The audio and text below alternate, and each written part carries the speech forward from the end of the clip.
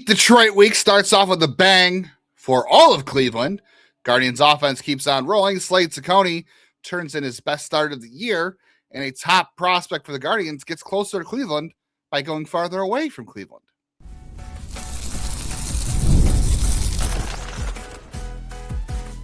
You are Locked On Guardians, your daily podcast on the Cleveland Guardians. Part of the Locked On Podcast Network, your team every day. What a fun feeling this is, Jeff. We have 2 games in a row for Cleveland. Actually, well, if you want to count the Cavs, the last 3 Cleveland sports games have all been laughers in favor of Cleveland. Everything's coming up Cleveland right now. We love that here. We love that on Locked On Guardians, your only daily Cleveland Guardians podcast that covers your team for the majors, the minors, the draft, and everything in between. We'll certainly get into the majors and minors today. I'm sure we'll get into the draft at some point this week because there have been some draft developments and things to react to that we can get to later in the week. But on today's show, we do have to get into rivalry talk. We teased it yesterday and didn't really have time for it. So we'll talk about rivalries and if there are any really in baseball and who the Guardians is. We'll talk about Ralphy Velazquez heading to Columbus and how close he is to the majors now. We did not discuss Steven Kwan moving down to 6 in the order, so we'll touch on that a little bit more. But Jeff, beat Detroit week. We start there. I don't know what to do. 2 straight games where we didn't have to sit on the edge of our seat. And, after the run started pouring in and Slade Cecconi didn't give them back, I don't know what to do. That's a very foreign feeling for the Guardians this year. The offense has been rolling since Friday, though. 6 runs, 7 runs, 10 runs, 8 runs. Like this is fun. It's I'm not sure what to do about it, but it's fun. Jeff is speechless, by the way. I would argue the offense is rolling even more than just that. Over the last 8 games, they've had 16 base runners in 6 out of the last 8 games. 16 base runners. That's a lot. That's about what you would do to typically get to about 5 runs by my little box score bingo. And if we wanted to say 14 base runners, then that would be of the last 11 games, they would have done it in 9 out of 11. Like they have really, going back to that Kansas City series, even in the Twin series, they had 14, and 18 base runners. They just couldn't get the guys across. Like they've been getting on base. Their walk rate's ridiculous. And then they cause havoc on the base paths and all of it, works together. And the offense just, adding to Lada and Bazzan'a, and then the way that Angel and Rocchio have stepped up this year, like it just transformed this lineup. Like you and I have discussed off air, it's like, depending on your view of Hoskins and if he can continue to do a bunch of walks and an extra base hit like every few games, like DH is arguably the weakest position.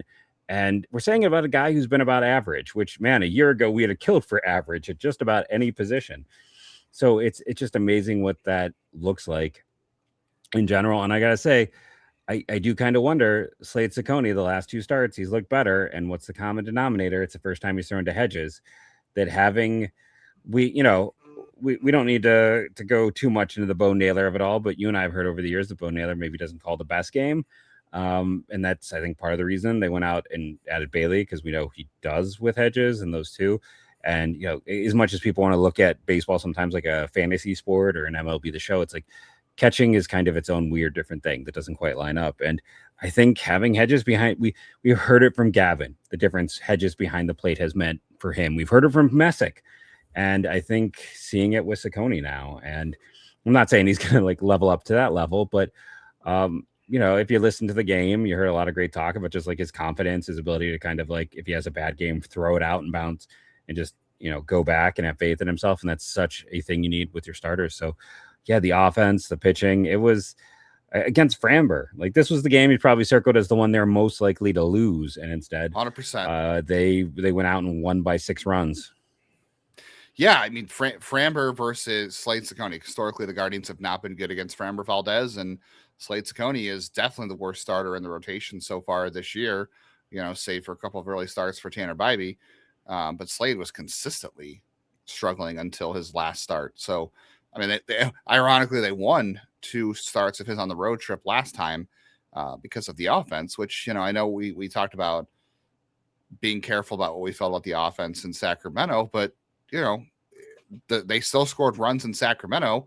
And then who was it after Sac? I'm trying to look back at the schedule here. They went to KC. KC, and they lost the first two in KC, and they bounced back, and they did well in KC.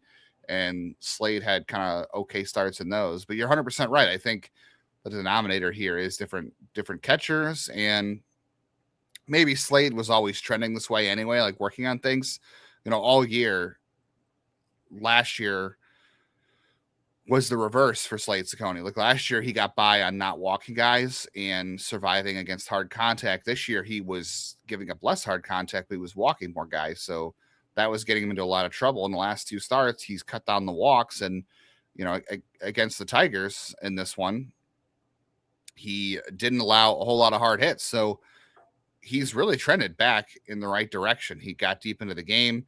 The only reason he didn't get deep into the game last time out is because he went deep on a lot of hitters, and he had a lot of foul balls. So this one, he kind of put it all together. And the Tigers' offense has been scuffling. We talked about that on Monday. Like the offense, except for Riley Green and Dylan Dingler, haven't done a whole lot. And they got a home run from Matt Vierling tonight. He's been their third best guy, I'll say, over the last month. So their offense was pretty much consistent with what they've been doing. Their offense got a couple of things from a few dudes, but yeah, hitting Framber Valdez is a new development for them. But they took 7 walks in this game. They took 7 walks. I mean, Kwan, we want to get into the lineup move. Like Kwan hitting 6th, it's a very, very, very small sample, but he's hit the ball better out, and he's walking a ton. And he's walking a ton to get to guys like Rocchio, which is fantastic. And Angel sitting down there when he's not leading off. Yeah, the lineup has the ability to pass the baton and move it on, and guys can run. Like you really, in theory, have guys who could run throughout the lineup. You have Angel. Chase is not a bad runner. He just has had, injuries in the lower half. Jose. Rocchio has improved as a base runner this year, I would say. Bazzan'a is so fast. Steven can run. The only guys in this that can't really run here are Hoskins, Fry, and Hedges, and Manzardo. Like everybody else runs pretty well. This is a dynamic offense right now. They walk. Jose is picking it back up. Manzardo didn't even play. How about that? Manzardo hits 2 home runs Sunday, Jeff. And doesn't get a chance to play. Doesn't get a chance to play Monday. But guess what? It doesn't matter because they scored 9 runs. That tells you how good, not 8 runs. That just tells you what a good place You're trying to turn one of Bazzana's near home runs into a home run since he had 2. Yeah, I mean, he was very close to 2. Yeah. And yeah, Jose's turning it around. He's turning it around. I know a lot of people want to talk about Angel yesterday, and today he had another good day. We talked about the probability of having 2 20 home run hitting outfielders this year after not having one in 25 years. Go back and listen to Monday's show if you missed it for the Jeff's trivia on that. Or attempted. When I say I ended up doing better than I thought I would. You did. I'm going to give myself a pat on the back on that. I didn't think I would do that well. Yeah. I mean, be careful to not ride the highs too much, but like Rocchio can walk to get to the top of the order. Like this is a dynamic offense that can really turn the lineup over. When you hit a pitcher, like I know Framber hasn't had the best year, but when you hit a pitcher historically who has dominated you feel pretty good. Yeah, agreed. 100%. Yeah. I mean, Framber, we still have to watch out for those changeup guys, right? Because there's still the whole Guardians can't hit a changeup. But I don't know. I'm thinking right now, like maybe they could. Like hitting is such a confidence-based thing that maybe they could. So I mean, Framber's a curveball sinker guy, but he has historically just the faces have changed. What we've seen the faces change is still not be able to hit changeups. The faces changed, and they hit arguably Detroit's best pitcher right now with, Casey Mize. Casey Mize, that's probably not the game you want to circle, Jeff, is Casey Mize is agreed. Pitched pretty well when he's been healthy. But you got, Joey Cantillo, who's been pretty good. So yeah, and you talk about hitting being a confidence thing. I think that is, we've seen it so true over the years with guys like Angel comes to mind. But I think that's also, I've seen a lot of people asking, like, why doesn't Rocchio move? I think because he's found a place where he's confident and successful. And I think he's a player in particular. You don't want to touch that. You don't want to touch that. Like, he's a player who sometimes can ride high and low. I think we've seen some signs of him being a guy who like needs that confidence. And right now he is locked into where he is, and you shouldn't touch him. You shouldn't move him. Just let him stay where he is because he's performing, and don't mess with a good thing. And it's like I said, it's just amazing how different this offense looks. This team made the playoffs last year with a historically bad offense. Now that offense is looking at least solid. Like, how much more? It's a very at least league average offense. Yeah. Yeah. 100%. I mean, as of tonight, they are 10th in the league in WRC plus. And that's with They're Jose above barely being 100. hot and Kwan being one of the worst hitters in baseball, and Manzardo Correct. spending the first month looking like one of the worst hitters in baseball. And then he's like the three guys who led this team a year ago were almost non-factors for a month, and they are in first place with a top 10 offense. Those guys over the last week have started to show signs of life again. I mean, they're 10th in the league in runs scored. So if you want to go with a old metric, a traditional counting stat, Jeff, they're 10th in the league in runs scored. So they are legitimately a top 10 offense. And I don't know if I believe that coming into the year, but the Guardians sure did. And there's a lot of season left to go, but right now you have to give them their flowers for letting these guys on the field. I saw a couple interesting comments about the lineup changes. I want to get to those, and we got to talk about the other young player that's making his way coming up next. Well, summertime is fast approaching. It's almost Memorial Day, so that means baseball, outdoor concerts, all kinds of events going on. And you want to be at all these events, right? You don't have FOMO. You also don't want to be stuck in long queues, get surprise fees at checkout, all those sorts of things. That is where there is Game Time. The Game Time app gives fans like us the advantage back with constant innovation. And it's how we unlock amazing tickets in just a few experiences in just a few taps. Very simple to use. I use Game Time all the time for really big events. My wife's going to see Benson Boone because of Game Time. You get the 100% authentic tickets because of the Game Time guarantee. They're delivered on time at the best price, and the price you see is the price you pay. So you can do it in 2 taps, and it's done. No stress, no hidden fees, great seats in minutes. That is what makes it so easy to be able to go to those events for a great price at the last minute. Take the guesswork out of buying MLB tickets with Game Time. Download the Game Time app. Create an account. Use code LOCKEDON for $20 off your first purchase. Terms do apply, but again, create the account. Use code LOCKEDON for $20 off. Download the Game Time app today. ED, it's way more common than most guys think. Millions of guys will deal with it at some point, and that's exactly why HIMS offers a straightforward way to handle it. HIMS connects you with a licensed healthcare provider online, giving you access to legit ED treatment options from the comfort of your home. No more awkward appointments, no pharmacy lines, just a straightforward process that makes it easier to take care of yourself. Guardians certainly do not need any male enhancement after this stretch they've been on. All it's been is torpedo bat after torpedo bat after torpedo bat. The Tigers, though, they have been looking like some rather limp hitters. Maybe they can go to HIMS and help turn them from pussycats into tigers again.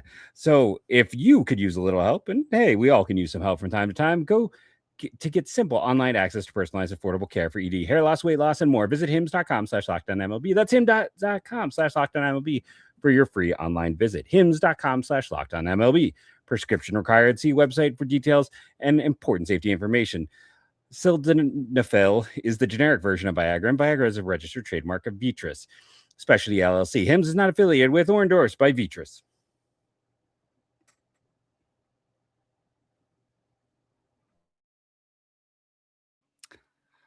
As always, thank you for making Locked On Guardians your first listen tonight, every day, whatever it is you get podcasts. If you are here every day with us, we do appreciate you. Actually, while we're on the subject, Jeff, I do have a couple of shout outs I have to make that I did not get to yesterday. I met Jared Sweat over the weekend at the Guards game. So shout out to Jared and also Alex as well. Did he make you sweat? Did they make you sweat? No, Jared didn't make me sweat. I was probably sweating more with Alex because it was the end of the game and I was headed to the bathroom. So I was probably sweating over that. But still good to run into anybody who listens to the show, and we do appreciate it. And we appreciate all of our everydayers. And what is the Everydayer Club? It is the way you get access to ad-free episodes of the show. So maybe you don't want to hear Jeff's HIMS ad read, but it's quite delightful if you do. But you can cut out the ads on the audio version and you get access to the private Discord server with Jeff and I, other fans that listen to the show, as well as other hosts and fans of all the other shows on the Locked On Network, including the Tigers or the Pistons or the Wolverines. So you can chide all the people in Michigan. That is LockedOnGuardians.supercast.com. There's a link in the show notes to check out more. So, Jeff, I saw a couple of interesting comments about the lineup changes with Kwan hitting 6. So I saw some people saying about Rocchio, and 100% agree with you. He's working well in the 9 spot. He can turn it over because he's walking more this year. and he makes a lot of contact. So like, and I think he can also bunt, which, on the few times that actually makes sense, you have that availability down in the lineup. So I think it's a good fit for him in the 9th. So I wouldn't change that because it's working.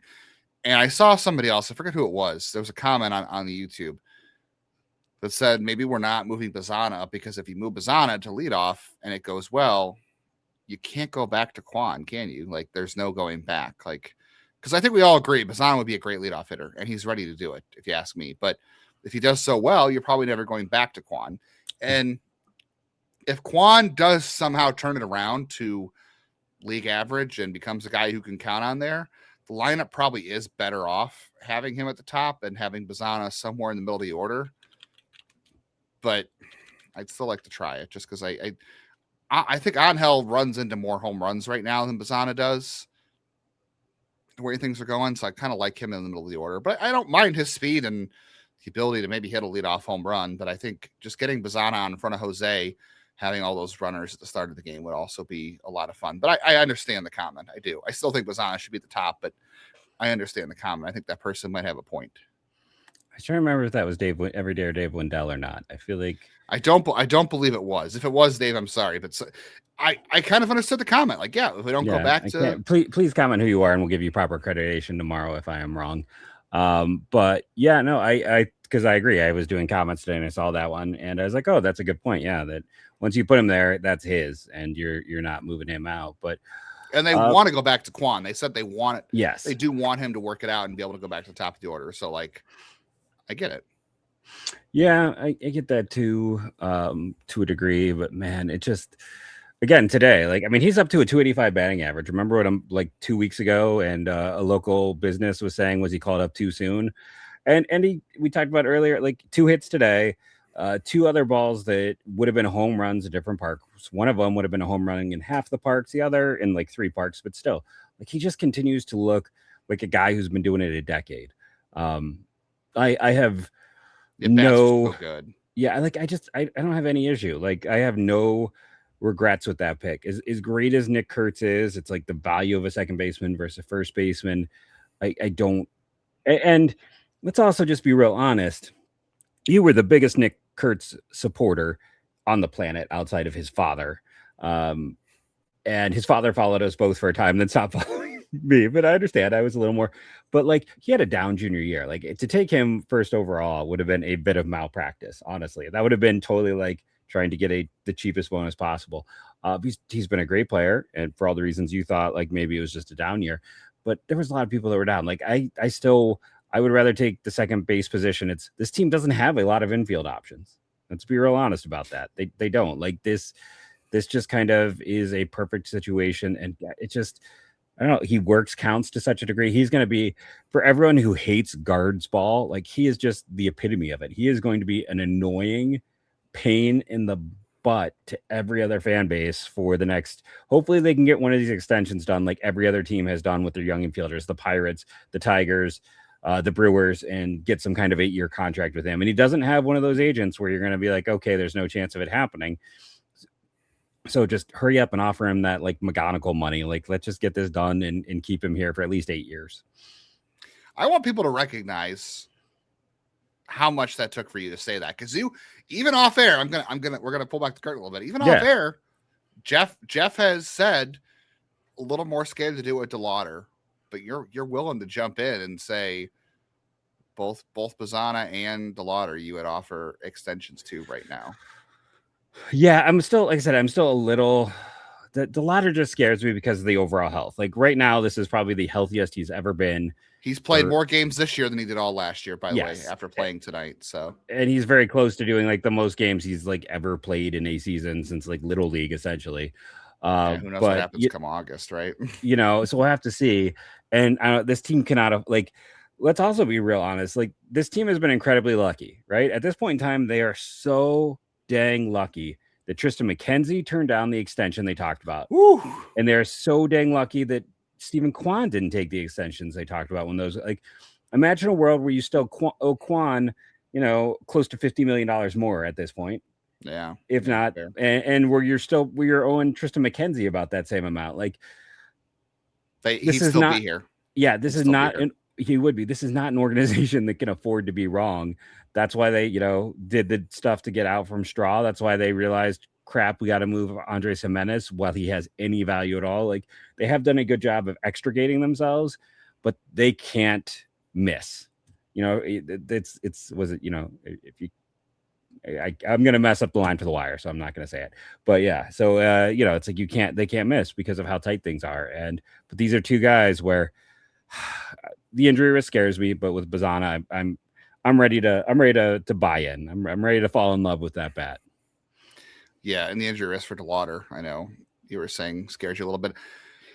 Unfortunately, those guys are both college prospects, and the guys you were talking about were high school kids, and it's for some reason easier to get extensions with them because they're a little bit further away from free agency, and they can still reach free agency at a young age. Although who knows what'll happen after that should help. That should help them that it's a college guy, because that means that they would. I guess because they're getting to free agency. Never mind. Yeah, I take back. Yeah, it's a little later, so they want to make sure they get there, or they get their money up front. So yeah, we'll see what happens. There is a high school guy though, Jeff, that will be very hard to extend. Let's be honest about that. But he's exciting. Impossible. Everybody wants to talk about him. Ralphy Velazquez. How close is he to the major leagues?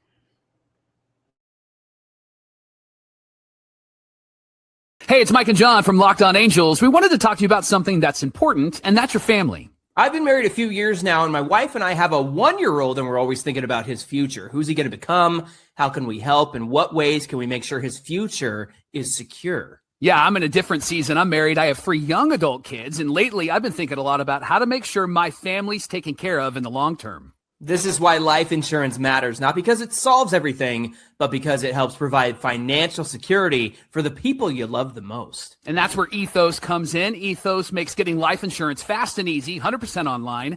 You can get a quote in seconds, apply in minutes, and even get same-day coverage, and there's no medical exam. You just answer a few simple health questions online, and you can get up to $3 million in coverage. Some policies are as low as $30 a month. So take 10 minutes to get covered today with life insurance through Ethos. Get your free quote at ethos.com/lockedonmlb. That's ethos.com/lockedonmlb. Get up to $3 million in coverage in as little as 10 minutes at ethos.com/lockedonmlb. Application times may vary. Rates may vary. Baseball season is heating up. Memorial Day is almost here. And now you can trade every game on Kalshi. Yes, Kalshi, you can trade every single baseball game. Looking ahead to Tuesday's matchup for the Guardians and the Tigers. The Guardians trading at a 53% chance to win so far. And I like those odds, I will say. We'll see if the Guardians keep their offense up and if that continues to go up. But the nice thing is, if you like where things are at in the prediction market, you can pull out on your predictions there, on your shares of that game. Also, right now, 45% trading at over 8.5 runs scored. We'll see if the Guardians offense can keep that up. Because on Kalshi, you're trading against Shapiro's in a live market. No house.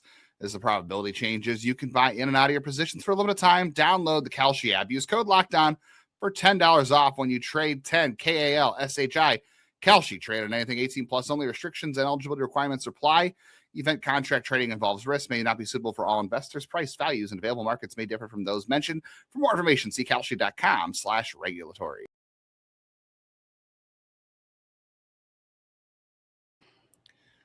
All right, Jeff. 143 miles. 143 miles is how far Ralphy Velazquez is from Cleveland. So you go further away from Cleveland, but you get closer to Cleveland is how it works in this system.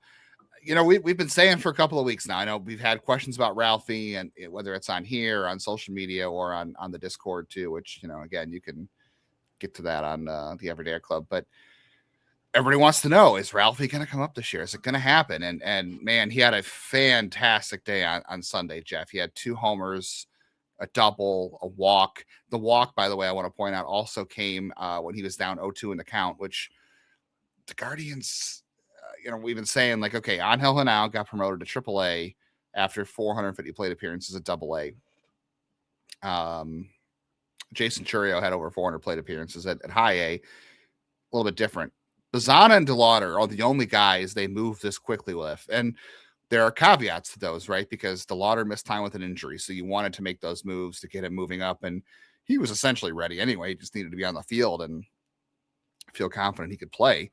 Bazzana, he was expected to move like that, right? And he also dealt with an injury last year too, where that would have prevented him. So this is a totally different story with Ralphy Velazquez.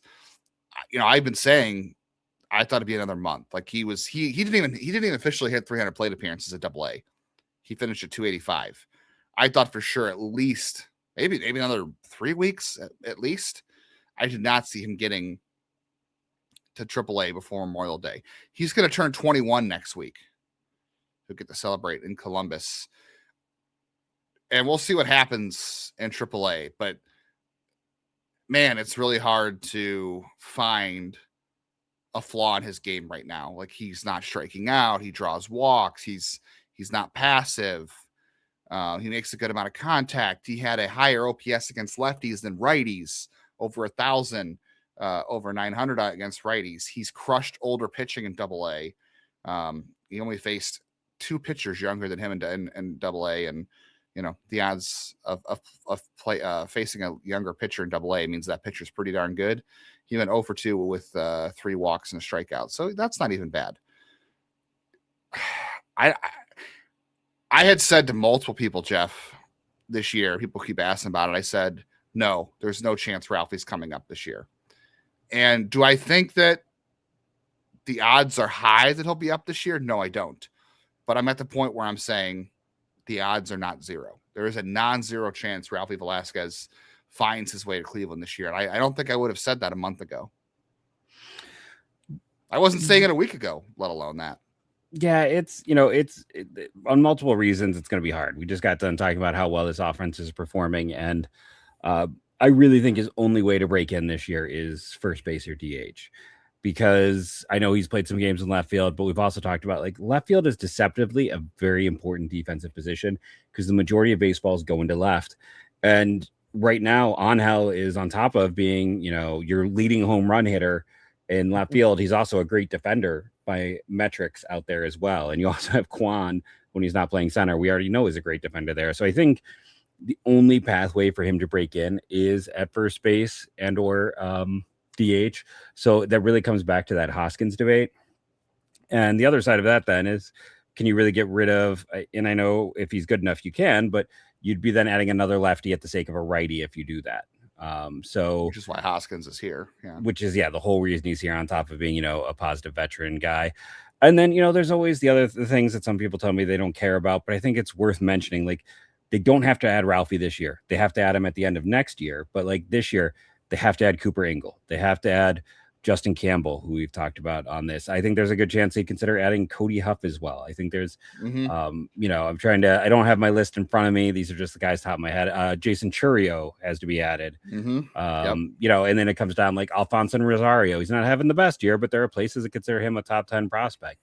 I was trying to think who else is in that group. I feel like there's another reliever I'm blanking on or someone else, and we've talked, this roster is tight. Like at the end of the season, like Hedges will come off and come back on. You're essentially only going to lose Sean Armstrong and Rhys Hoskins from this roster in its current incarnation.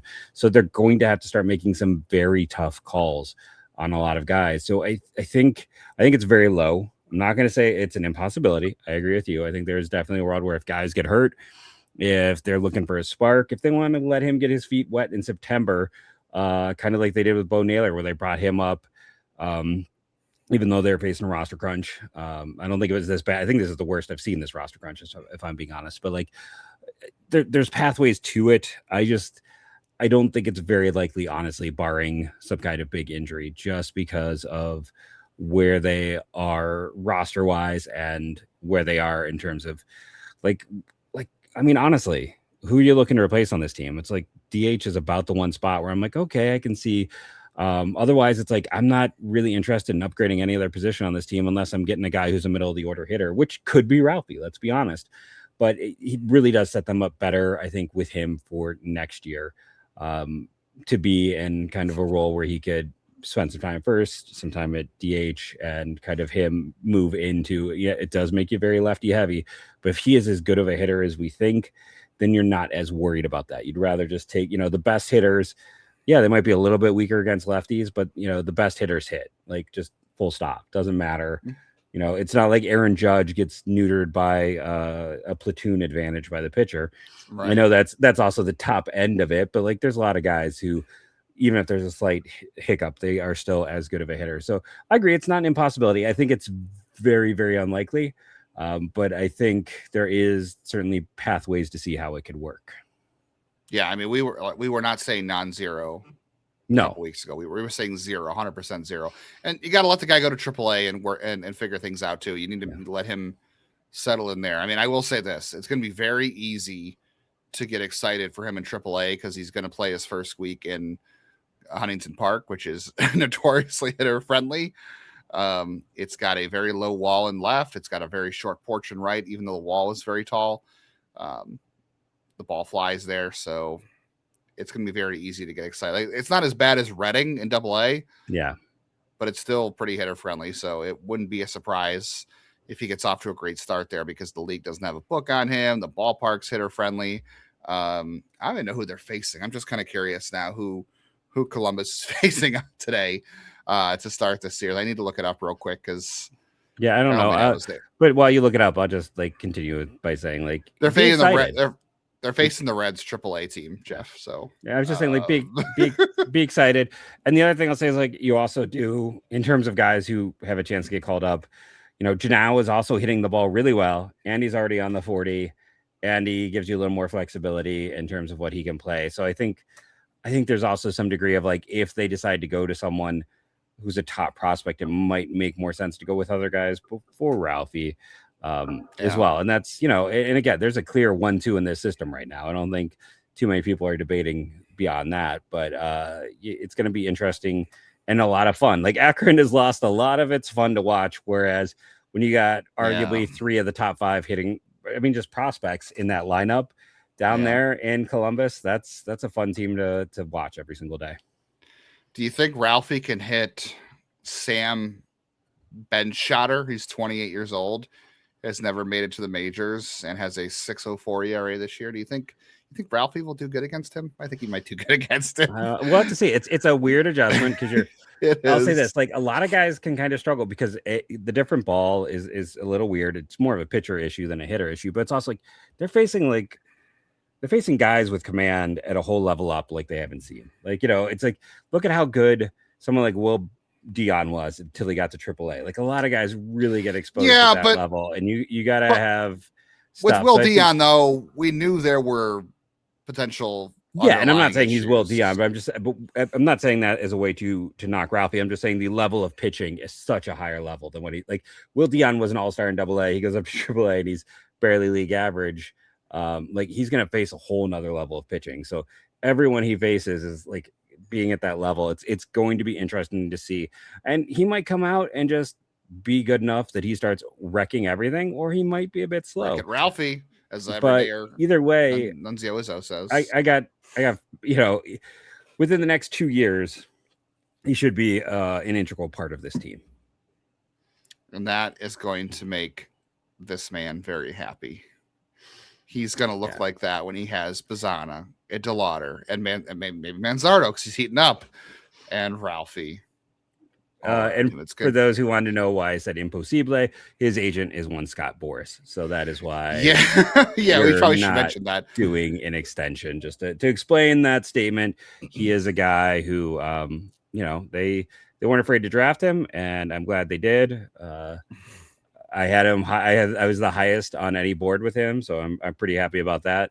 Though he was not my highest available player, I totally blew that with Hauku went to the Mets was the highest. I let myself. Oh yeah, I didn't like him. Yeah, I let myself get talked into the hype. I let myself. That's one of those where I was like, he didn't have a single plus trait yet.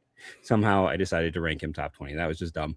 I was devastated when who was the Wake Forest third baseman. Yeah, Brock Wilken won a pick ahead of them, and that's where they got Ralphie. I was devastated. I wasn't upset with Ralphie, but Brock Wilken was. I liked Wilken a lot as well. I was hurt, but when they drafted Ralphie, a lot of people are like, "What?" And I'm like, "Oh, I really liked every single time I went back to Ralphy Velazquez, I liked him more. I moved him up every single time. He was that guy who I'm like, okay, well, yeah, let's go a little higher. Let's go just kept moving him up my board. I think he was either 21 or 23 in the end. I think he was exactly whatever the rank was where they drafted him.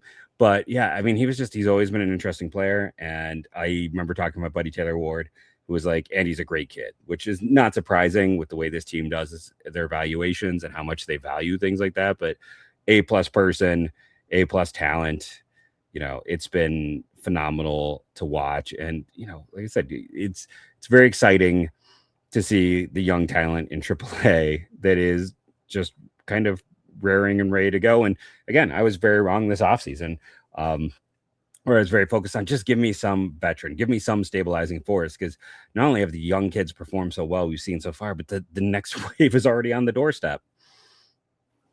It sure is. I think one thing we'll have to talk about in the future, we talked about it a little bit yesterday, but we need to get into the territory of, are Ralphy Velazquez and Angel Henao, are they untradeable in the Guardians position? We don't have time to dive into that today. We didn't have time to talk about rivalries, Jeff. We were going to talk about the Ohio Cup, and I was going to give a controversial take because I love the Ohio Cup, or at least I pretend to love the Ohio Cup. I don't know how much I actually love it, but I am all about the Ohio Cup on here. But the Tigers are probably more of a natural rival for the Guardians right now. We still have to talk about rivalries. We said we'd do it Monday, didn't have time. We said we'd do it today, we don't have time. We'll get to it Wednesday. But I think if we don't do it Wednesday, I think Thursday we have to talk about whether or not those guys are untradeable at the point they're at with the team. Because I would have said in 2016, Jeff, that Clint Frazier and Bradley Zimmer were also untradeable, and they sure weren't. So we'll discuss that this week as well. Yeah, that's a very interesting point of view. I will say that.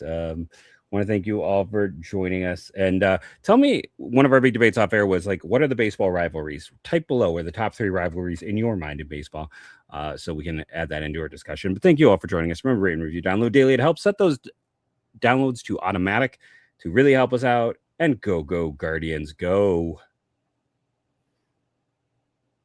Cleveland, this is for you.